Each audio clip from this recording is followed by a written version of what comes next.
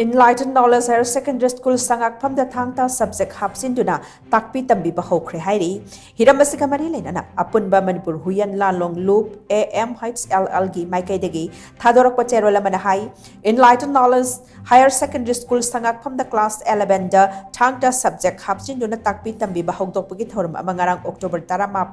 Panda Pangthokre Jatna Kanglon Kaya Takpi Tambiba Galoina Pangthokiba Thoramatuda AMHLL gi General Secretary Sapam Inaubi Organization Secretary Okram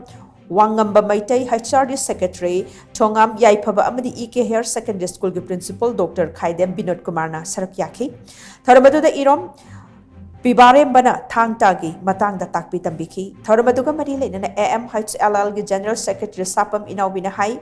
Thang Tagi Mahi Asi Manipur Legal the compulsory subject Amo Helabadi, Lamdamasta Ladiba Mahiroi, Kudingmak, Taxi Kasi, Jatnalon Chat, Taugalon, Kangdona, Atangba Yumbiral Amamam Oibangam Gani, the Pimata Mahiroi, Kudingmak the Thang Ta, Gimanung the Yauri Bakana Basing, Low Simba Matautai, Loop Asigi Tomisin the Lepalatin School Sing da, Thang da Takpi Tambiduna Lakli.